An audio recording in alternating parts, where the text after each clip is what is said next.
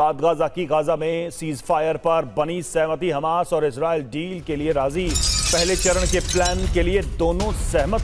थोड़ी देर में डील पर मिस्र में होंगे हस्ताक्षर। मिस्र में कई दिनों से चल रही थी वार्ता। समझौते में गाजा में मानवीय सहायता पहुंचाने के लिए 5 क्रॉसिंग तुरंत खोलना, गाजा वापसी। और डील की खबर पर गाजा में जश्न, सड़कों पर निकलकर लोग मना रहे हैं जश्न। और अब खबर रूस यूक्रेन वॉर जोन से। ज़ेलेंस्की सिर्फ यूक्रेन से सटे रूस के प्रांतों को ही नहीं दहला रहे, बल्कि रूस के एनर्जी सेक्टर को पूरी तरह से तबाह करने में जुट गए। ज़ेलेंस्की सेना ने अपने इसी मिशन के तहत रूस के एटमी पावर प्लांट को टारगेट करना शुरू कर दिया। ज़ेलेंस्की का वो षड्यंत्र है जिसकी वजह से युद्ध में एटमी रेडिएशन का खतरा बढ़ गया। सवाल यही है कि आखिर रूस के एटमी पावर प्लांट को ज़ेलेंस्की क्यों तबाह करना चाहते? रूस यूक्रेन युद्ध किसी भी वक्त एटमी जंग में बदल सकता है। रूस हो या फिर यूक्रेन की धरती, कभी भी एटमी ज़लज़ला आ सकता है। यूक्रेन ने अब न्यूक्लियर पावर प्लांट पर हमले करना शुरू कर दिया है। यूक्रेन ने न सिर्फ रूस के पावर प्लांट को बल्कि ज़ेपोरिज़िया एटमी प्लांट को भी तबाह करने वाला अभियान शुरू कर दिया है।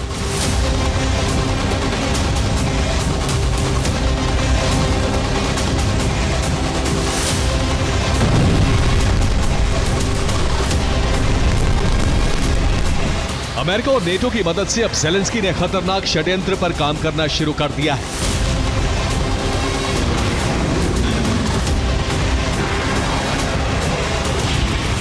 यूक्रेन के हमले से रूस में एटमी संकट गहरा गया है।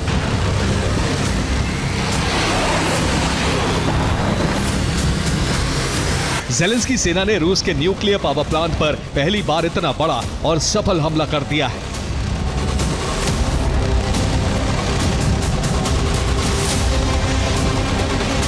ये पहली बार है जब यूक्रेन के हमले में रूसी एटमी प्लांट का कूलिंग टावर बर्बाद हो गया।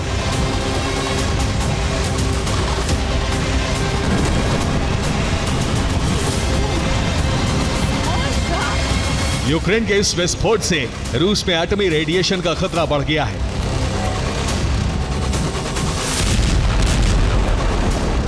यूक्रेन ने जिस नोवोवोरोनिश न्यूक्लियर पावर प्लांट के कूलिंग टावर को टारगेट किया, वो रूस के वोरोनिश प्रांत में है।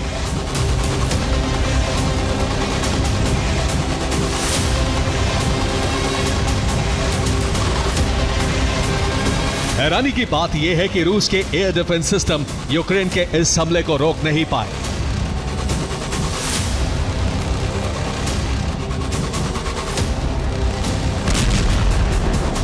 ऐसे में माना जा रहा है कि यूक्रेन ने यह हमला किसी नए और अपग्रेडेड ड्रोन से किया है। ऐसा ड्रोन जो रूसी रडार पर नजर नहीं आया। यूक्रेन के इस हमले के बाद क्रेमलिन के क्रोध का विस्फोट तय माना जा रहा है।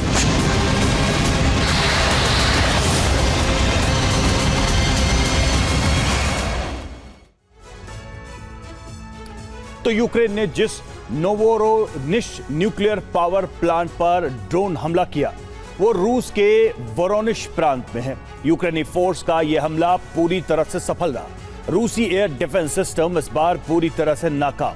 यूक्रेनी ड्रोन रूसी रडार पर नजर नहीं आया। इतना ही नहीं, एयर डिफेंस ने न तो एक्टिव हुआ और न ही अलार्म बजाया। एयर डिफेंस ने मिसाइल भी फायर नहीं किया। यूक्रेन के ड्रोन ने सीधे न्यूक्लियर पावर प्लांट को हिट किया। धमाके से प्लांट के कूलिंग टावर को नुकसान पहुंचा है। यूक्रेन के इस हमले के बाद एटमी रेडिएशन का खतरा मंडराने लगा है। रूसी एक्सपर्ट प्लांट पर पहुंचकर रेडिएशन की जांच कर रहे हैं। युद्ध में एटमी संकट सिर्फ वोरोनिश न्यूक्लियर प्लांट पर हमले के बाद ही नहीं मंडराया है, बल्कि ज़ेपोरिज़िया प्लांट को लेकर रूस और यूक्रेन में जिस तरह की भीषण जंग हो रही है, उससे भी एटमी रेडिएशन का खतरा बढ़ गया है।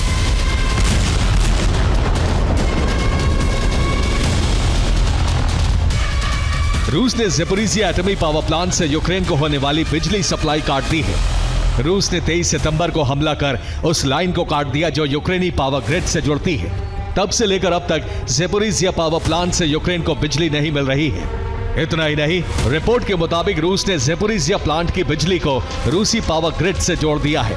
यानी अब ज़ेपोरिज़िया प्लांट की बिजली रूस को सप्लाई हो रही है। रूसी सेना के इस कदम से ज़ेलेंस्की इतना भड़क गए कि न सिर्फ ज़ेपोरिज़िया पावर प्लांट को बल्कि यूक्रेनी बॉर्डर के पास मौजूद रूसी न्यूक्लियर पावर प्लांट को भी टारगेट करना शुरू कर दिया है।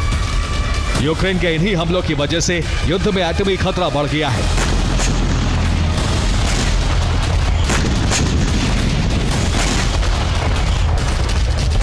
इंटरनेशनल एटॉमिक एनर्जी एजेंसी यानी IAEA को डर है कि अगर हमले की वजह से किसी भी न्यूक्लियर पावर प्लांट की कूलिंग ठप हुई तो रिएक्टर में ब्लास्ट होगा, जिससे यूक्रेन और रूस समेत पूरे यूरोप में एटमी रेडिएशन फैल जाएगा। इतनी बड़ी तबाही होगी जिसकी कल्पना किसी ने भी नहीं की होगी।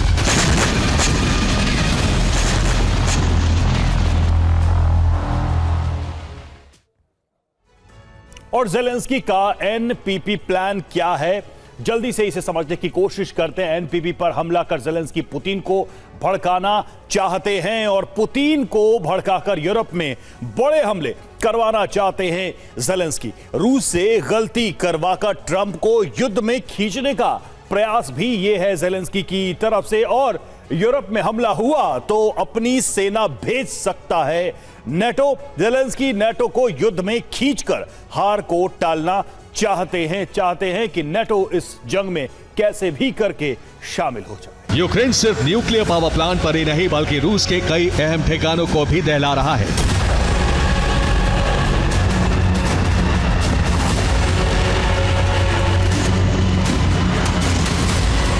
रूस के एकातरिंगबर्ग में यूक्रेन ने रूस की फैक्ट्री को जला दिया।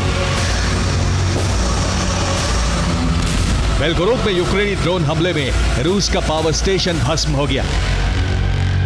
बेलगोरोद में यूक्रेन के हमलों की वजह से 3 लोग मारे गए। ब्रियांस्क में यूक्रेनी फोर्स ने रूस की सैन्य टुकड़ी को खत्म कर दिया। रोस्तोव में एक के बाद एक कई विस्फोट हुए। रूसी सेना का हथियार डिपो तबाह हो गया। डोनेट्स्क में यूक्रेनी सेना ने रूस के टैंक की कब्र खोद दी। डोनेट्स्क में ही रूसी सेना के लिए हथियार लेकर जा रहा ट्रक भी तबाह कर दिया गया।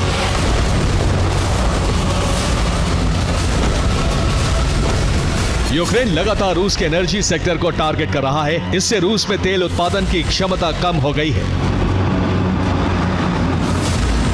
रूस में तेल की किल्लत हो गई है। इस किल्लत को दूर करने के लिए रूस अब बेलारूस से तेल आयात कर रहा है। यूक्रेन ने अपने स्वदेशी मिसाइल नेपच्यून और मागुरा ड्रोन को न सिर्फ अपग्रेड कर लिया है बल्कि अब इससे हमले भी कर रहा है।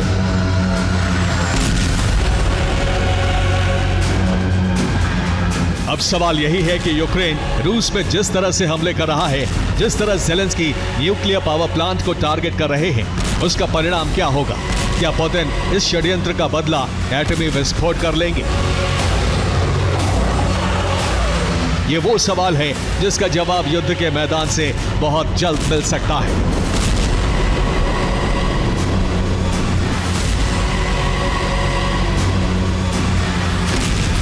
Bureau report, TV9 Bharatvarsh.